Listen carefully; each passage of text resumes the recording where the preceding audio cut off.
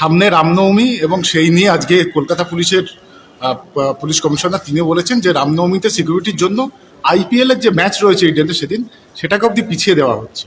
তো এই যে রামনবমী নিয়ে বা ধর্মীয় যে বিষয়গুলো সামনে আসছে এটা নিয়ে তোমার কি অভিমত? আরে এতিপুরি হয়নি না, দুর্গাপুজো হয়নি না, শবে বারাত হয়নি না, রামনবমী হয়নি, সবটাই হয়েছে, শুধু রাজনীতিকরণ হয়নি।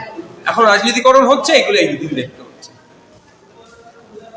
এগুলো একটা হাইপ তোলার চেষ্টা হচ্ছে, বিজেপি তৃণমূল বাইনারি করার জন্য এগুলো সব চলছে, আর কিছুই নয় মনে হচ্ছে।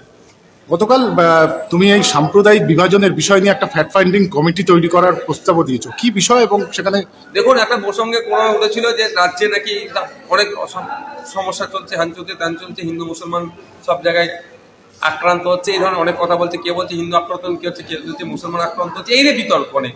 আমি বলেছি যেখানে এই ধরনের ঘটনা ঘটছে, যদি খবর পাওয়া যায় সেখানে একটা ফ্যাক্ট ফাইন্ডিং টিমকে পাঠাতে যাবে, ওই ফ্যাক্ট ফাইন্ডিং টিমের মধ্যে বিরোধী দলের বিধায়করা থাকবে, তাহলে দুধকে দুধ পানি পানি হয়ে যাবে।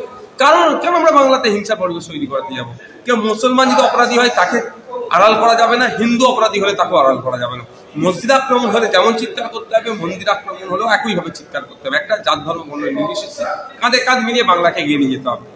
শাসক দলের কোনো সমর্থন পেলে এই বিষয়ে? দেখুন, আমি যে কথা বলেছি স্বাভাবিকভাবে অনেকের মনে কথা লেগেছে, কারণ শাসকের বিরুদ্ধে তো বলছি। কে বলছে হিন্দুকে বাঁচাতে এসছে, কে বলছে মুসলমানকে বাঁচাতে এসছে।